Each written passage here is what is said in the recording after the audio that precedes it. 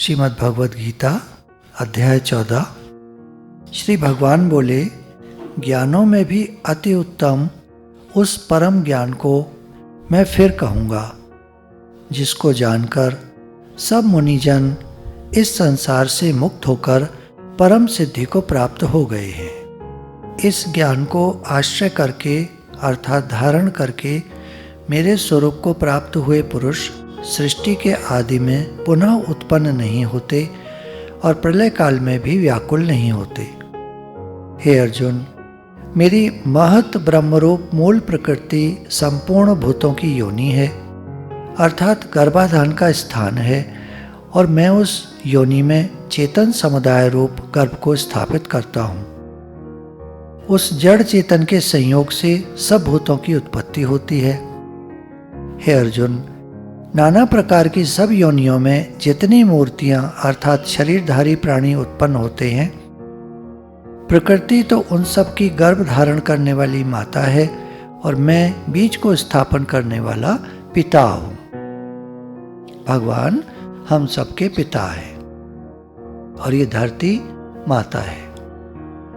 हे अर्जुन, सत्वगुण, रजोगुण और तमोगुण ये प्रकृति से उत्पन्न तीनों गुण अविनाशी जीवात्मा को शरीर में बांधते हैं। भगवान ने जब ये संसार बनाया तो इसमें तीन गुण उत्पन्न हो गए, सत्वगुण, रजोगुण, तमोगुण। अब ये तीनों गुण हमको मोहित करते हैं, बांधते हैं। जिस समय जो गुण बढ़ता है, हमारा स्वभाव, हमारी प्रकृति, हमारे कर्म वैसे ही हो जाते हैं। हे निष्पाप, उन तीनों गुणों में सत्गुण तो निर्मल होने के कारण प्रकाश करने वाला और विकार रहित है। वह सुख के संबंध से और ज्ञान के संबंध से अर्थात उसके अभिमान से बांधता है। जब हमारे में सत्गुण बढ़ता है तो सुख बढ़ता है जीवन में, लेकिन अहंकार भी बढ़ता है। हम सुखी हैं, हम अच्छे कर्म करने वाले हैं, हम दान पुण्य करने वाले हैं, हम सत्कर्मी हैं, हम किसी का बुरा नहीं करते। इस प्रकार से अहंकार बढ़ता है। और यदि सत्गुण बढ़ा हो, उस समय ज्ञान मिल जाए तो ज्ञान होने का अहंकार हो जाता है। हे अर्जुन, राग रूप रजोगुण को कामना और आसक्ति से उत्पन्न जान। वह इस जीवात्मा को कर्मों के और उनके फल के संबंध से बांधता है। जब रजोगुण बढ़ता है तो राग बढ़ता है अंदर में, और कामना बढ़ती है, आसक्ति बढ़ती है, कर्मों के फल की चाहना बढ़ती है और हमारा बंधन बढ़ जाता है। हे अर्जुन, सब देहाभिमानियों को मोहित करने वाले तमोगुण को तो अज्ञान से उत्पन्न जान। वह इस जीवात्मा को प्रमाद, आलस्य और निद्रा के द्वारा बांधता है। जब तमोगुण बढ़ता है तो हमारे जीवन में भूल बढ़ जाती है। क्या करने आए थे और क्या करने लग गए। आए थे हरि भजन को, ओटन लगे कपास। आलस्य बढ़ता है और निद्रा बहुत आती है। हे अर्जुन, सत्गुण सुख में लगाता है, रजोगुण कर्म में और तमोगुण ज्ञान को ढककर प्रमाद में लगाता है। हे अर्जुन, रजोगुण और तमोगुण को दबाकर सत्गुण, सत्गुण और तमोगुण को दबाकर रजोगुण, वैसे ही सत्गुण और रजोगुण को दबाकर तमोगुण होता है अर्थात बढ़ता है। यानी हमारे जीवन में एक बार में एक गुण प्रधान रहता है। कभी हम अच्छे कर्म करते हैं, कभी हम कर्म की कामना, फल की चाहना को लेकर के कर्म करते हैं, कभी हम अज्ञान वाले कर्म करते हैं, यानी जो नहीं करने चाहिए वैसे कर्म करने लगते हैं। तो हमारा जीवन तीनों गुणों से प्रभावित रहता है। लेकिन किसका जीवन कौन से गुण से ज्यादा प्रभावित रहता है, वो अगले जन्म का निर्धारण करेगा। जिस समय इस देह में तथा अंतःकरण और इंद्रियों में चेतनता और विवेक शक्ति उत्पन्न होती है, उस समय ऐसा जानना चाहिए कि सत्गुण बढ़ा है। हे अर्जुन, रजोगुण के बढ़ने पर लोभ, प्रवृत्ति, स्वार्थ बुद्धि से सकाम कर्मों का आरंभ, अशांति और विषय भोगों की लालसा, ये सब उत्पन्न होते हैं। जब सत्गुण बढ़ता है तो हमारा विवेक जागृत होता है क्या ठीक है, क्या गलत है, क्या सत्य है, क्या असत्य है, क्या रहने वाला है, क्या नहीं रहने वाला है, इसकी समझ बढ़ती है। रजोगुण बढ़ता है तो जीवन में लोभ, कर्म करने की बहुत ज्यादा कामना, चाहना, सकाम भाव, कामनाएं, अशांति, विषय भोगों की लालसा, ये सब बढ़ जाते। हे अर्जुन, तमोगुण के बढ़ने पर अंतःकरण और इंद्रियों में अप्रकाश, कर्तव्य कर्मों में अप्रवृत्ति और प्रमाद अर्थात व्यर्थ चेष्टा और निद्रादि अंतःकरण की मोहिनी वृत्तियां, ये सब उत्पन्न होती हैं। जब यह मनुष्य सतगुण की वृद्धि में मृत्यु को प्राप्त होता है, तब तो उत्तम कर्म करने वालों के निर्मल दिव्य स्वर्गादि लोकों को जाता है। सतगुण बढ़ा हुआ हो और शरीर शांत हो जाए तो या तो अच्छे कर्म करने वाले लोक में जाएगा या स्वर्ग को प्राप्त होगा। रजोगुण के बढ़ने पर मृत्यु हो जाए तो वहां जाके पैदा होगा जहां मनुष्य बहुत कर्म करते हैं। तमोगुण बढ़ा हुआ हो तब शरीर छूट जाए तो कीट पशु पतंग बनता है, कीड़ा मकोड़ा। श्रेष्ठ कर्म का तो सात्विक अर्थात सुख, ज्ञान और वैराग्य निर्मल फल कहा है। राजस कर्म का फल दुख एवं तामस कर्म का फल अज्ञान कहा है। सतगुण से ज्ञान उत्पन्न होता है, रजोगुण से निसंदेह लोभ और तमोगुण से प्रमाद और मोह उत्पन्न होते हैं, अज्ञान भी होता है। सतगुण में स्थित पुरुष स्वर्ग आदि उच्च लोकों को जाते हैं। रजोगुण में स्थित राजस पुरुष मध्य में अर्थात मनुष्य लोक में रहते हैं और तमोगुण के कार्य रूप निद्रा, प्रमाद, आलस आदि में स्थित तामस पुरुष अधोगति को अर्थात कीट पशु पतंग आदि नीच योनियों को तथा नरकों को भी प्राप्त होते हैं। खराब काम करने वाला, गलत काम करने वाला, निद्रा, आलस्य, प्रमाद, भूल में पड़ा रहने वाला, अज्ञान में पड़ा रहने वाला मनुष्य नरक में जाता है।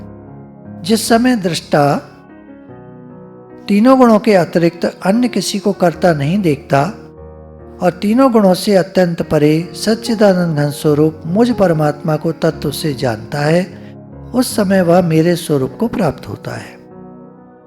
जब हम ऐसा जान लेते हैं कि शरीर अलग है और मैं आत्मा दृष्टा अलग हूं, शरीर कर्म करता है, मैं देखता हूं। जैसे गाड़ी में से ड्राइवर गाड़ी चलाता है और सामने सड़क पर देखता है। गाड़ी वाहन है, देखने वाला ड्राइवर है। इसी प्रकार ये शरीर कर्म करने वाला है और देखने वाले हम हैं, आत्मा। तो जब हम ये जान लेते हैं कि हम दृष्टा हैं, आत्मा हैं, साक्षी हैं, चेतन हैं, ब्रह्म हैं, निराकार हैं, उस समय हम अपने को कर्ता नहीं मानते। हम जानते हैं कि शरीर करता है और ये तीन गुणों से प्रभावित है, उस प्रकार से ये कर्म करता है। यह पुरुष शरीर की उत्पत्ति के कारण रूप इन तीनों गुणों को उल्लंघन करके जन्म, मृत्यु, वृद्धावस्था और सब प्रकार के दुखों से मुक्त हुआ परमानंद को प्राप्त होता है। अब ये जो दृष्टा है, देखने वाला है, ये अपने को अलग जान लेता है। शरीर अलग है, मैं अलग हूं। अब शरीर कर्म करता है, शरीर का जन्म होता है, शरीर की मृत्यु होती है, शरीर में बुढ़ापा आता है, शरीर में बीमारी आती है, सुख और दुख होते हैं, लाभ हानि, जीवन मरण, मान अपमान होते हैं। ये सब शरीर, मन, बुद्धि इत्यादि के हैं। मुझ आत्मा के ये गुण नहीं है। तो इस प्रकार ज्ञान हो जाने पर वो दुखों से मुक्त होकर परमानंद को प्राप्त होता है, यानी कि मुक्त हो जाता है। अर्जुन बोले, इन तीनों गुणों से अतीत पुरुष किन किन लक्षणों से युक्त होता है भगवान जी, ये बताइए। श्री भगवान बोले, हे अर्जुन, जो पुरुष सत्गुण के कार्य रूप प्रकाश को और रजोगुण के कार्य रूप प्रवृत्ति को तथा तमोगुण के कार्य रूप मोह को भी न तो प्रवृत्त होने पर उनसे द्वेष करता है और न निवृत्त होने पर उनकी आकांक्षा करता है। जो दृष्टा साक्षी है, जो अपने को आत्मा करके जानता है, वो ये देखता है कि मन में अवगुण, दोष आया जाया करते हैं। हम लोग मन को ठीक करने में लगे रहते हैं। अभी मेरा मन ठीक नहीं है, अभी मेरा मन भगवान में नहीं लग रहा, भजन करने का क्या फ़ायदा, मन तो लगता ही नहीं है। हम लोग इस तरह की बातें सोचते रहते हैं। भगवान कह रहे हैं जो दृष्टा साक्षी है, जो आत्मा है, जो जानता है मैं भगवान का हूँ, भगवान मेरे हैं, जो भगवान से प्रार्थना करता है, उनके शरणागत है, वो जानता है ये सब मन के धर्म हैं, गुण दोष इत्यादि ये मन के धर्म हैं, वो इनसे मिलता नहीं है। वो हर समय भजन की स्थिति में रहता है। वो आत्माराम पुरुष है, ज्ञानी पुरुष है, भक्त है, जो साक्षी के सदृश स्थित हुआ, यानी जो आत्मा में स्थित है, गुणों के द्वारा विचलित नहीं किया जा सकता और गुण ही गुणों में वर्तते हैं, ऐसा समझता हुआ, जो सच्चिदानंद घन परमात्मा में एक ही भाव से स्थित रहता है एवं उस स्थिति से कभी विचलित होता ही नहीं, जो निरंतर आत्म भाव में स्थित, सुख दुख को समान समझने वाला, मिट्टी पत्थर और स्वर्ण में समान भाव वाला ज्ञानी, प्रिय तथा अप्रिय को एक सा मानने वाला और अपनी निंदा स्तुति में भी समान भाव वाला है। हमको यदि अहंकार ज्यादा होता है तो कोई कुछ कह तो दे हमसे, क्या होता है? रिएक्शन होता है, एकदम उत्तेजित हो जाते हैं। उसने एक बोली हम चार सुनाते हैं।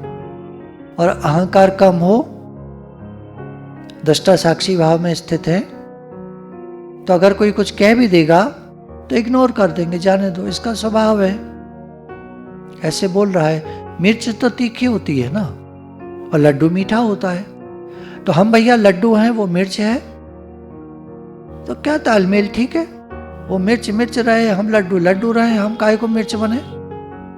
समझने की बात है। जो मान और अपमान में सम है, मित्र और वैरी के पक्ष में भी सम है, एवं संपूर्ण आरंभों में कर्तापन के अभिमान से रहित है, वह पुरुष गुणातीत कहा जाता है। और जो पुरुष अव्यभिचारिणी भक्ति योग के द्वारा मुझको निरंतर भजता है, वह भी इन तीन गुणों को भली भांति लांघकर सच्चिदानंद घन ब्रह्म को प्राप्त होता है। और जो पुरुष अव्यभिचारिणी भक्ति योग के द्वारा मुझको निरंतर भजता है, वह भी इन तीनों गुणों को भली भांति लांघकर सच्चिदानंद घन ब्रह्म को प्राप्त होने के लिए योग्य बन जाता है। अर्थात चाहे ज्ञान से चलो, चाहे भक्ति से चलो, पहुंचोगे वहीं। ज्ञान बड़ा है, भक्ति छोटी है? नहीं। भक्ति बड़ी है, ज्ञान छोटा है? नहीं, सब बराबर है। कर्मयोग, भक्ति योग, ज्ञान योग, किसी योग से चलो, पहुंचोगे वहीं। क्योंकि उस अविनाशी पर ब्रह्म का और अमृत का तथा नित्य धर्म का और अखंड एकरस आनंद का आश्रय मैं हूं। भगवान कह रहे हैं कि तुम अव्यभिचारिणी भक्ति योग, जिसमें व्यभिचार न हो, दूसरा न देखे। भगवान गीता में कहते हैं कि मैं सब कुछ बना हूं, वासुदेव सर्वमिति, अर्थात सब रूपों में मैं ही हूं। तुम्हें समझ में आए न आए, तुम लड़ाई झगड़ा देखो, किसी को गाली गलौज करता देखो, तो ये मत सोचा करो कि ये ऐसा है, ये ऐसा है, ऐसा है। हम अपना भाव क्यों बिगाड़ें? हम अपना भाव ये रखें सब रूप में भगवान है, तो नाटक लीला चल रही है। जरा देर में झगड़ेंगे, फिर एक हो जाएंगे। हम बेकार मन में बुरा मान के बैठ गए। आपने देखा होगा, घर के दो जने झगड़ते हैं, फिर एक हो जाते हैं, और हम बेकार में उनको बुरा भला कहने लगते हैं। तो हम क्या करें? हम भक्ति करें, हम भगवान में मन लगाएं। किस प्रकार से लगाएं? सब अपना जानते ही हैं भक्ति कैसे होती है। हर एक को पता है, बचपन से सीखा है भक्ति कैसे होती है। जैसे आपको अच्छी लगती है वैसे करिए। निरंतर भजता है, लगातार। जैसे एक था ना यज्ञों में, जप यज्ञ में हूँ, तरह तरह की बात। और कोई तो ओम का उच्चारण, सांस सांस सिमरो गोविंद, एक सांस खींचते हैं ओ की आवाज़ और छोड़ते हैं तो माँ की आवाज़, ऐसे लगा लेते हैं। कैसा भी कर ले, कोई कैसे कर लेता है, कोई कैसे, कोई राम बोलता है, कोई बार बार जो है वाहिगुरु बोलते रहते हैं। जैसा जिसका बन गया, जैसा जिसका स्वभाव बन गया, वैसा वैसा बोलते रहते हैं। बोलते रहो, निरंतर ध्यान करते रहो, निरंतर भजन करते रहो, तो हम मुक्त हो जाएंगे। जो स्थिति ज्ञानी की होती है वही हमारी भक्ति से हो जाएगी। गुरु भगवान के शुक्राना।